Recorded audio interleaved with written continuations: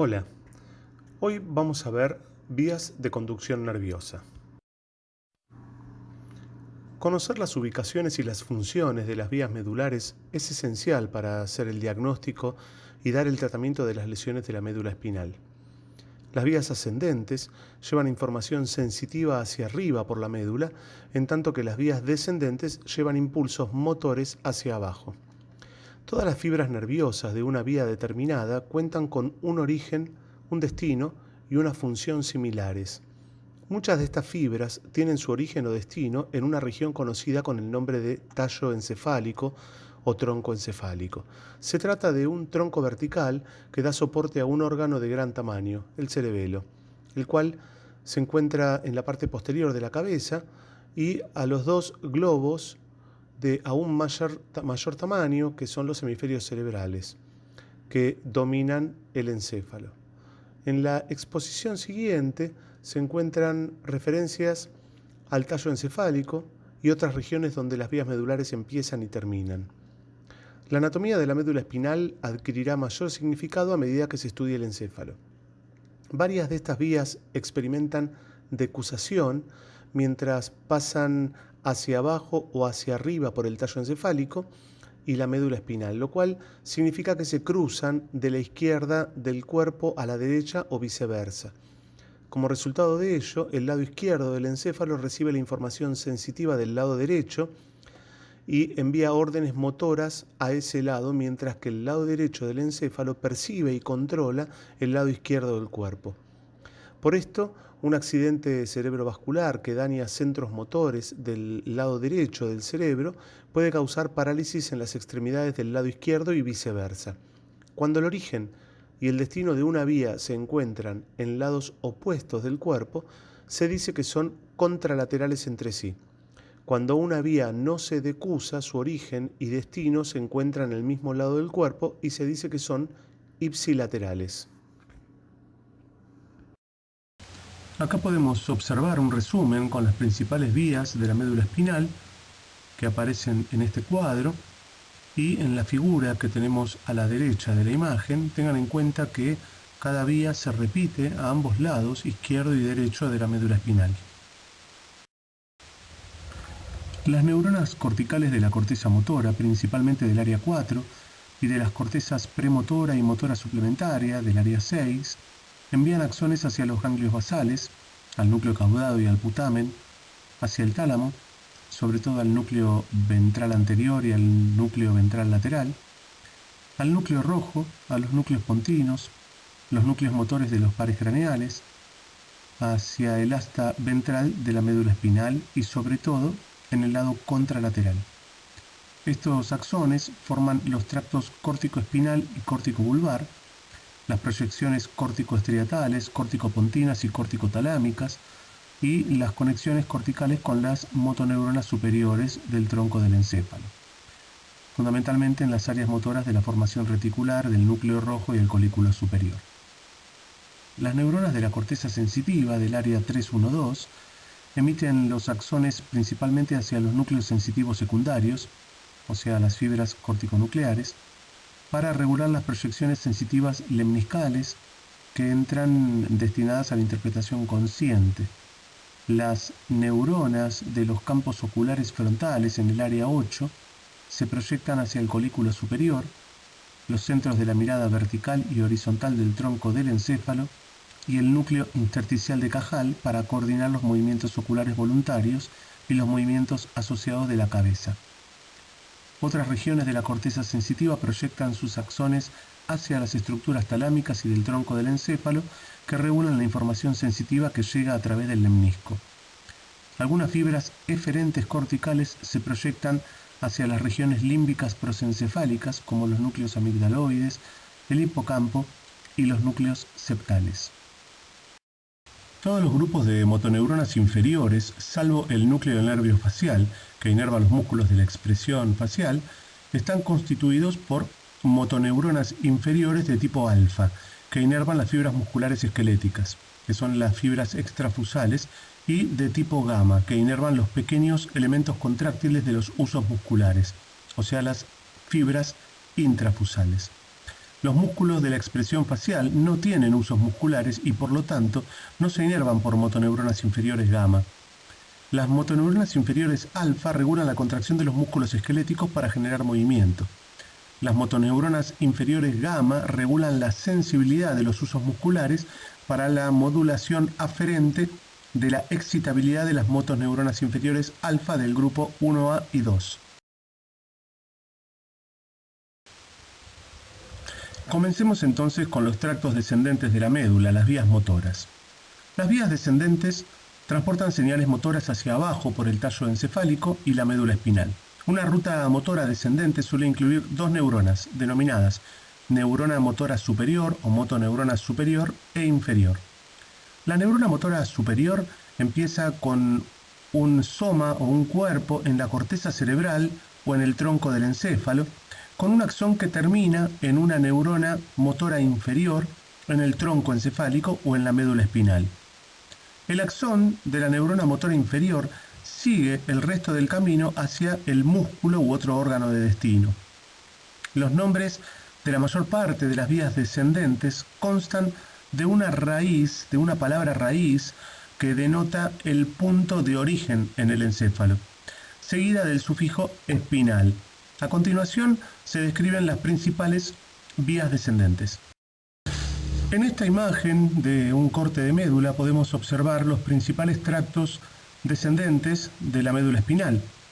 Vemos como en el cordón lateral de la médula vemos el haz córtico espinal lateral junto con el haz rubro espinal y retículo espinal lateral de las vías extrapiramidales, mientras que en el cordón anterior vemos el tracto córtico espinal anterior, el retículo espinal anterior, vestíbulo espinal y el tecto espinal.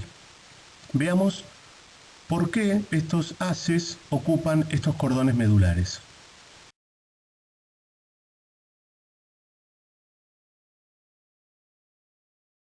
Nuevamente en este corte medular vemos los principales haces descendentes de la médula espinal.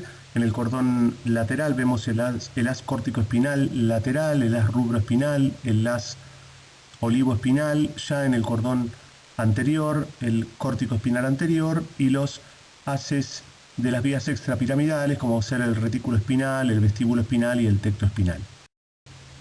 Las vías córtico-espinales transportan señales motoras de la corteza cerebral para movimientos precisos de las extremidades, que requieren coordinación fina.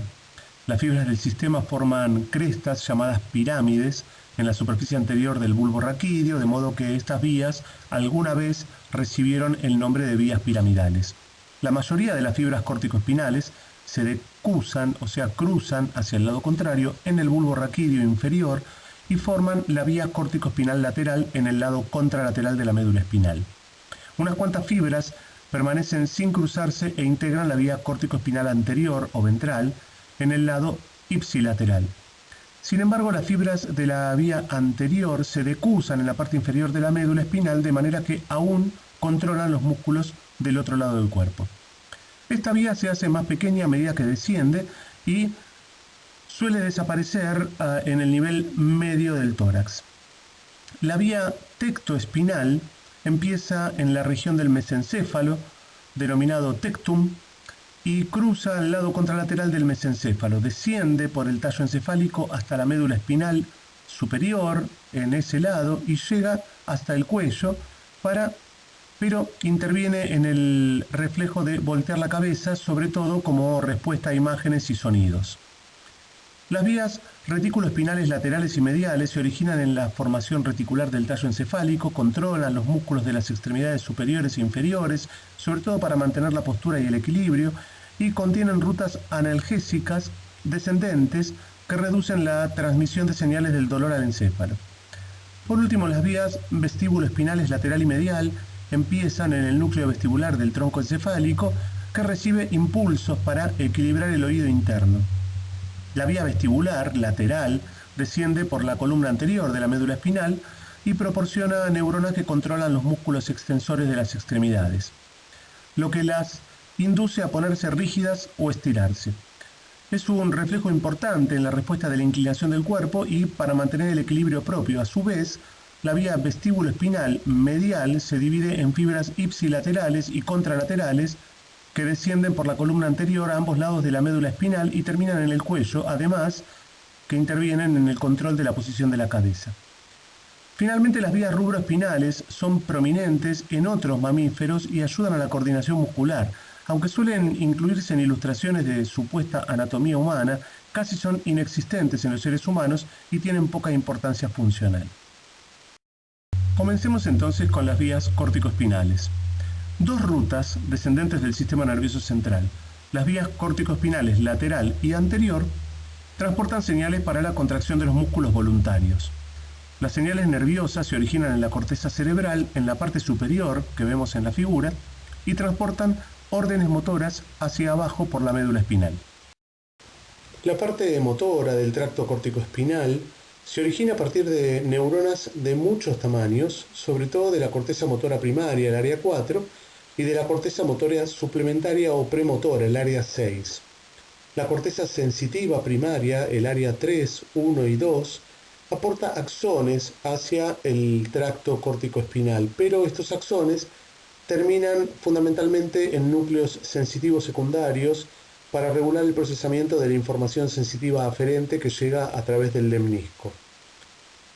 El tracto córtico-espinal circula por la rama posterior o brazo posterior de la cápsula interna, la región intermedia del pedúnculo cerebral, numerosos fascículos de axones en la base de la protuberancia y la pirámide medular ipsilateral, y la mayor parte de los axones del tronco córtico-espinal, aproximadamente un 80%, aunque esta cifra varía entre los individuos, atraviesa la línea media en la decusación de las pirámides a nivel de la unión bulbo-medular. Estas fibras que se cruzan descienden en el tracto córtico-espinal lateral, localizado obviamente en el cordón lateral de la médula espinal, y establecen sinapsis con las motoneuronas inferiores alfa y gamma de forma directa o indirecta a través de interneuronas. Los axones del tracto córtico-espinal que no se decusan siguen formando el tráctico espinal anterior, córtico-espinal anterior, en el cordón anterior de la médula y posteriormente se decusan en el nivel correspondiente a través de la comisura anterior para acabar de forma directa o indirecta sobre la motoneurona inferior alfa o gamma contralaterales a las células corticales de origen. Solo un porcentaje muy pequeño de las conexiones motoras del tracto córtico-espinal terminan en las motoneuronas inferiores del mismo lado de la médula espinal. Finalmente, los axones, estos últimos axones, cruzan del tracto córtico-espinal lateral mezclados con axones del tracto rubroespinal por el cordón lateral. Estos axones del tracto córtico-espinal terminan de forma directa o indirecta fundamentalmente en la motoneurona inferior asociadas a músculos distales, sobre todo para los movimientos especializados de las manos y dedos de las mismas. Los axones del tracto córtico-espinal no cruzados se decusan principalmente a través de la comisura blanca anterior y terminan de forma directa o indirecta sobre las motoneuronas inferiores que inervan los músculos mediales. Repasemos nuevamente los haces piramidales o córtico-espinales. Dijimos que tienen su origen en células de los 2/3 superiores de la corteza motora precentral, el área 4, y en la corteza premotora área 6, y una pequeña porción del área 3-1-2 y del área 5. Las células más grandes, neuronas piramidales gigantes de Betz, están en la corteza precentral. Estas neuronas, estos axones, convergen en la corona radiata y descienden por el brazo posterior de la cápsula interna, atraviesan el pedúnculo cerebral mesencefálico, aproximadamente ocupando los 3/5 medios de los pedúnculos, y la protuberancia, y terminan y en el bulbo forman la pirámide vulvar.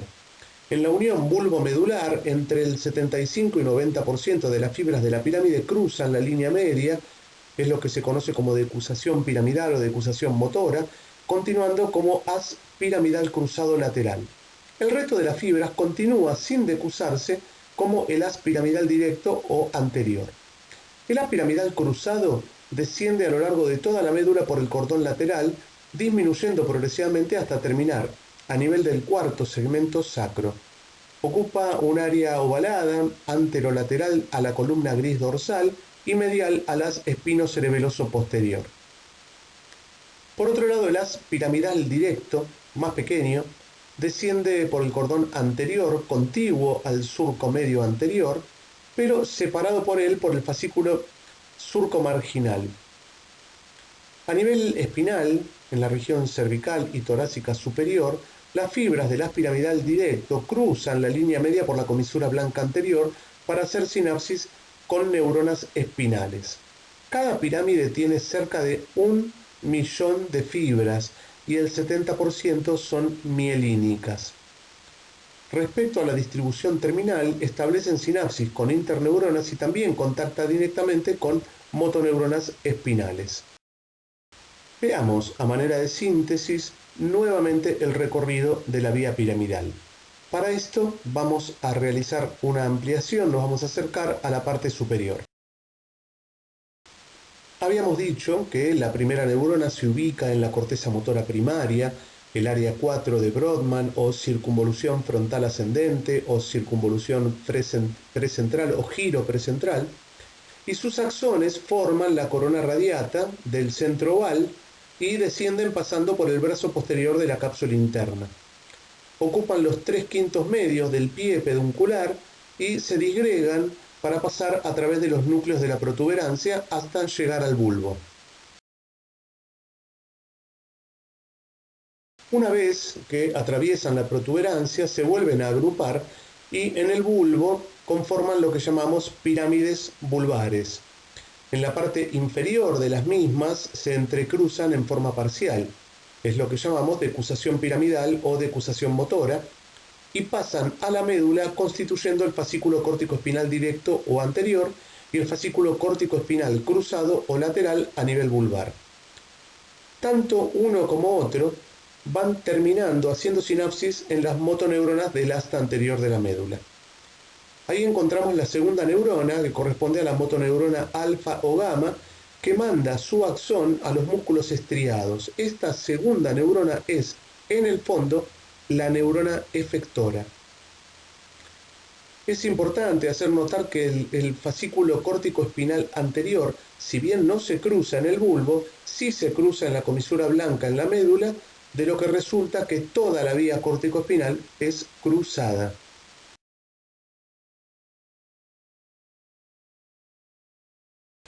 En síntesis, la vía córtico-espinal principal tiene como principales características poseer dos neuronas, una cortical y otra medular.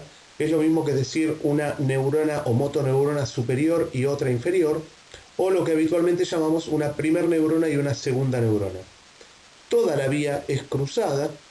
Los fascículos córtico-espinales directos y cruzados son el axón de la primera neurona en su trayecto medular, y la neurona medular es la efectora. Los efectos de la lesión de la primera neurona de la vía son totalmente diferentes a los efectos de la lesión de la segunda motoneurona. La vía o tracto córtico-nuclear, que también lo podemos encontrar como córtico vulvar, se origina fundamentalmente en la porción lateral de la corteza motora primaria, en el área 4, y los axones de este haz se proyectan a través de la rodilla de la cápsula interna hacia el pedúnculo cerebral, la base de la protuberancia y las pirámides medulares ipsilaterales. Los axones se distribuyen hacia los núcleos motores de los nervios craneales ipsilaterales y contralaterales, salvo para la parte del núcleo del nervio facial, del séptimo par, que inerva los músculos de la expresión facial de la mitad inferior de la cara y que recibe proyecciones exclusivamente contralaterales. Las proyecciones del haz córtico-nuclear hacia el núcleo del hipogloso son principalmente contralaterales, y las que se dirigen hacia el núcleo accesorio espinal son sobre todo ipsilaterales. Las lesiones del haz córtico-nuclear se asocian fundamentalmente a una mitad inferior contralateral de la cara paralizada, que sufre una paresia cuando trata de realizar movimientos ante órdenes voluntarias. Es lo que llamamos parálisis facial central, y que se diferencia de la parálisis periférica o de Bell, parálisis del séptimo par, en la que toda la cara del mismo lado se paraliza. Este tracto córtico-nuclear, al igual que el córtico espinal, conforman la vía piramidal. Y habíamos dicho que la vía piramidal es la vía de los movimientos voluntarios. Por lo tanto, la única diferencia que hay entre la vía córtico-espinal y la córtico-nuclear es que está compuesta por neuronas que van a ir a los núcleos de los pares craneales motores voluntarios. De esta manera vemos en el mesencéfalo, en la protuberancia y en el bulbo cuáles son los núcleos de los pares craneales que tienen un componente motor voluntario. Vamos a desarrollar muy someramente esta vía.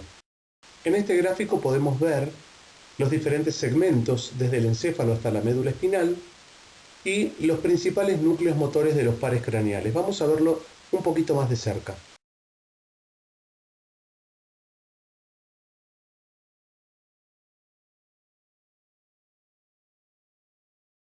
Como toda vía piramidal, la neurona motora, la primera neurona, se encuentra en la circunvolución frontal ascendente, en el área 4.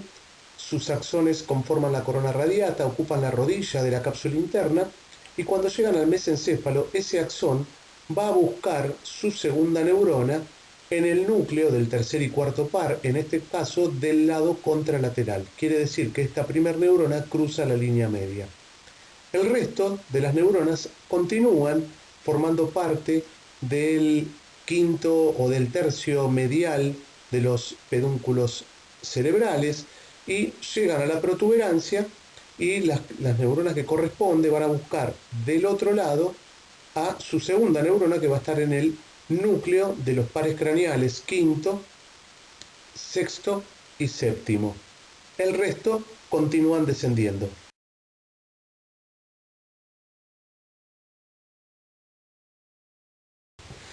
Las neuronas que siguen descendiendo de la protuberancia al bulbo raquídeo, esos axones van a buscar su segunda neurona en los núcleos propios contralaterales de los pares craneales 11º y 12º, y también al núcleo ambiguo, buscando la sinapsis con su segunda neurona. También podemos observar que hay axones que van a descender en los primeros segmentos medulares para buscar el núcleo espinal del nervio accesorio o espinal, para formar nuevamente la segunda neurona, la raíz espinal del nervio accesorio.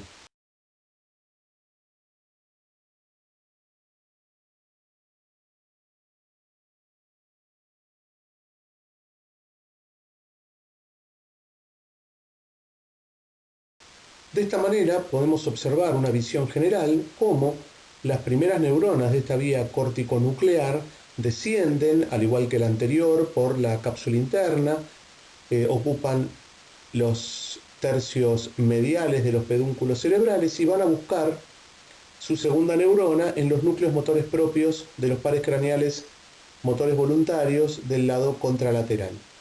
La segunda neurona es la que conforma, propiamente dicho, el nervio motor de cada par craneal. Ya vimos entonces las vías piramidales, motoras, voluntarias. Vamos a ver ahora las vías extrapiramidales, cuyo origen, si bien son vías motoras, no son voluntarias, ya que no salen de la corteza cerebral. Vamos a desarrollar someramente cada una de ellas.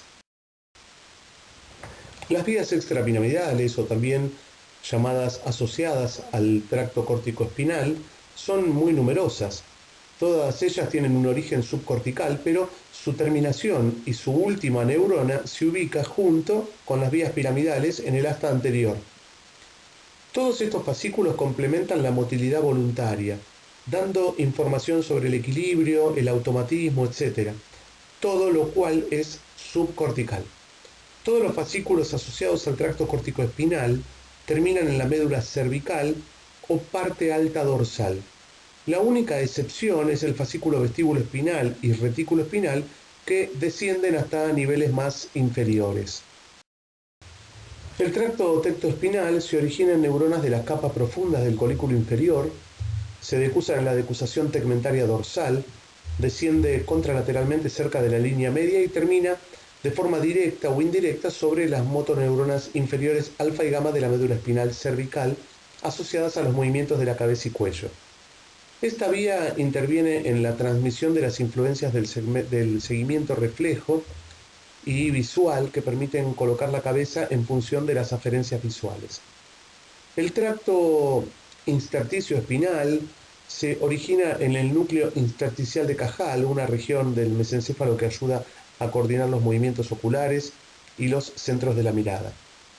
El tracto intersticio espinal desciende de forma ipsilateral en el fascículo longitudinal medial y termina en forma directa o indirecta en las motoneuronas alfa y gamma asociadas a la musculatura axial del tronco, implicada en los movimientos de rotación del cuerpo alrededor del eje central. El fascículo tectoespinal habíamos dicho que se origina en el colículo superior y luego sus fibras se cruzan formando la decusación dorsal de la calota o de Meynert, recorre la médula en el cordón anterior hasta el segmento cervical superior. Su función es realizar conexiones polisinápticas con las motoneuronas que facilitan a los músculos contralaterales y con otras que inhiben a los homolaterales. Está relacionado con las vías del equilibrio y los reflejos oculocefalógiros. El tracto rubroespinal es un sistema córtico-espinal indirecto que regula a la motoneurona inferior de la médula. El núcleo rojo del mesencéfalo recibe conexiones ipsilaterales organizadas de forma topográfica procedentes de la corteza motora primaria del área 4. Los axones del tracto rubroespinal se decusan en la decusación tegmentaria ventral y descienden en el tronco del encéfalo lateral y el cordón medular lateral, donde se mezclan de forma amplia con axones del tracto córtico-espinal lateral. El tracto rubroespinal termina de forma directa o indirecta sobre las motoneuronas inferiores alfa y gamma de la médula espinal, sobre todo en las asociadas a los movimientos flexores de las extremidades. El tracto rubroespinal permite dirigir los movimientos flexores de la extremidad superior y ayuda a controlar los movimientos flexores de la extremidad inferior. Las lesiones del haz rubroespinal se suelen asociar a las lesiones del tracto córtico-espinal en la médula espinal. Las lesiones córtico-rubras o córtico-rubroespinales se suelen asociar a lesiones del tracto córtico-espinal en la cápsula interna y en los pedúnculos cerebrales. Estas lesiones ocasionan una hemiplegia espástica contralateral a largo plazo. Las lesiones del tronco del encéfalo distales al núcleo rojo producen una respuesta de descerebración, que es una espasticidad extensora que refleja la eliminación del control flexor que realiza el tracto rubroespinal sobre la motoneurona inferior de los miembros superiores. El fascículo rubroespinal se origina en el núcleo rojo, se cruza en su origen la decusación de Forel o decusación ventral de la calota y desciende por el cordón lateral y se mezcla con el haz córtico-espinal lateral. Llega hasta los segmentos cervicales donde cumple la función de estimular a la musculatura flexora e inhibir a la extensora de las extremidades, como habíamos dicho precedentemente. Vamos a verlo un poquito más de cerca. El núcleo rojo se ubica en el mesencéfalo a la altura de los tubérculos cuadrigéminos. Los axones de las neuronas de este núcleo cruzan la línea media y descienden por la protuberancia y bulbo para entrar en el cordón blanco lateral de la médula, y las neuronas del núcleo rojo reciben impulsos aferentes de la corteza y el cerebelo. Por otro lado, respecto al haz tectoespinal, se originan las células de los tubérculos cuadrigéminos, la mayoría cruza la línea media poco después de su origen y descienden en el tronco cerca del fascículo longitudinal medial. Desciende por el cordón blanco anterior y la mayoría de las fibras hacen sinapsis con neuronas internunciales del asta gris anterior.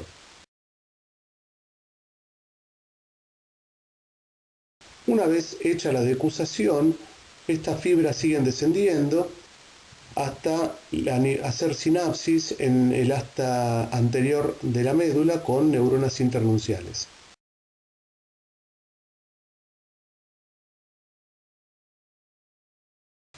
En esta imagen observamos cómo el haz tectoespinal se origina en los tubérculos cuadrigéminos superiores, cruza la línea media, ocupa en la médula el cordón anterior hasta hacer sinapsis con la segunda neurona en el asta anterior de la médula.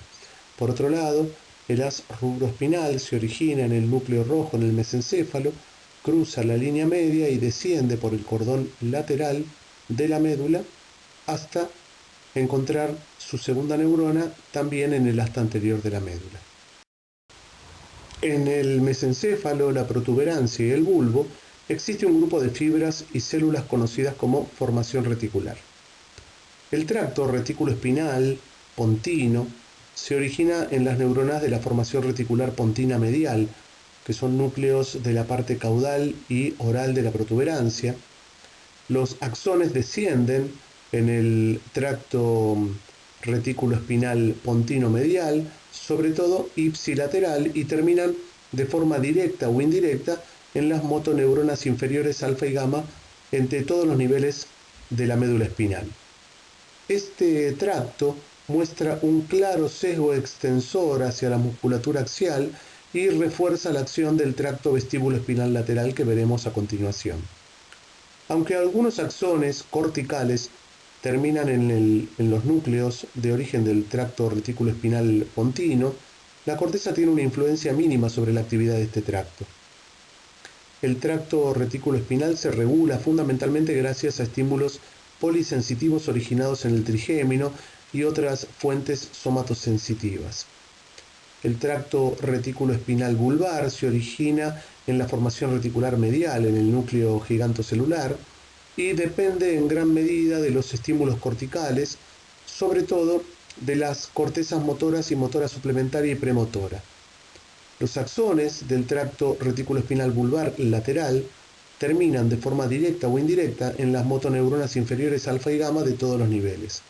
El tracto retículo espinal realiza una acción flexora, reforzando a los tractos córtico-espinales y retículo-espinales. Los tractos retículo-espinales son reguladores importantes del tono y la postura básicos, no se organizan de forma somatotópica. Los fascículos retículo-espinales, dijimos, se originan en la sustancia reticular del tronco del encéfalo. Existe un fascículo lateral o externo y uno anterior o interno. El interno se origina en la parte alta de la formación reticular pontina y tiene un efecto facilitador de la musculatura axial y sobre la musculatura extensora de las extremidades inferiores para el apoyo postural. El fascículo retículo espinal lateral nace de la formación reticular vulvar y tiene un efecto inhibidor sobre las motoneuronas medulares y de los pares craneales. Produce la hipotonía en el sueño. Dijimos que esta vía se origina en la formación reticular del tronco del encéfalo y desde la protuberancia estas neuronas envían axones directos hacia la médula y forman el haz retículo espinal pontino, el cordón blanco anterior. Desde el bulbo raquídeo las neuronas envían axones cruzados y directos hacia la médula, formando el haz retículo espinal vulvar, que es el cordón blanco lateral.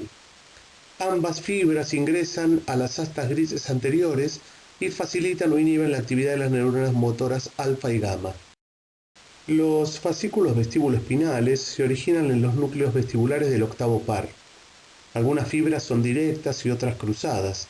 El fascículo vestíbulo-espinal directo o lateral y cruzado o medial. El vestíbulo espinal lateral excita por conexiones mono y polisinápticas a las motoneuronas de los músculos extensores del cuello, tronco y miembros, pero a la vez inhibe a los músculos flexores de las extremidades por interneuronas inhibitorias. El vestíbulo espinal medial llega hasta el nivel medio dorsal, terminando principalmente en los segmentos cervicales. Inhibe a las motoneuronas de los músculos axiales del cuello y parte superior de la espalda. Los núcleos vestibulares de la protuberancia y el bulbo están por debajo del piso del cuarto ventrículo. Reciben aferencias del oído interno y del cerebelo. El tracto desciende no cruzado a través del bulbo y médula por el cordón anterior. En estas imágenes vemos cómo el tracto vestíbulo espinal lateral se origina en el núcleo vestibular lateral y termina en forma directa o indirecta sobre las motoneuronas inferiores alfa y gamma ipsilaterales asociadas a los músculos extensores, sobre todo en la musculatura proximal. Si este potente sistema extensor antigravitatorio no se mantuviera controlado gracias a las conexiones descendentes originadas en el núcleo rojo y las conexiones cerebelosas, se produciría una situación constante de hipertonía extensora. Estos estímulos de control pueden desaparecer en las lesiones caudales al núcleo rojo, que determinan una descerebración con una potente postura extensora. El tracto vestíbulo-espinal medial se origina en el núcleo vestibular medial e inhibe a las motoneuronas inferiores alfa y gamma, que controlan los músculos del cuello y axiales. El tracto vestíbulo-espinal medial termina fundamentalmente en interneuronas del asta ventral de la médula espinal cervical. Estos dos tractos vestíbulo-espinales estabilizan y coordinan la postura de la cabeza, el cuello y el cuerpo, y aportan un importante control reflejo y en el tronco del encéfalo sobre el tono y la postura. Los tractos vestíbulo-espinales trabajan con los tractos retículo-espinales para controlar el tono y la postura. El fascículo olivo-espinal se origina en la oliva vulvar y recorre la médula por el cordón lateral. Está relacionado con los movimientos automáticos y el equilibrio, pero actualmente se duda de su existencia en el hombre. Se origina en el núcleo olivar inferior y desciende por el cordón blanco lateral de la médula.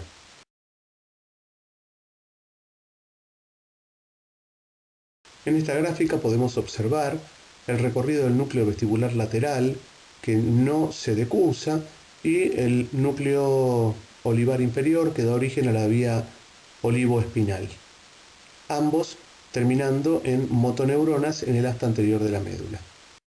En este esquema de un corte transversal de médula espinal podemos ver las terminaciones de los tractos descendentes y cómo todos, en definitiva, a través de la raíz ventral o anterior del nervio raquídeo, conforman lo que vamos a llamar la vía final común.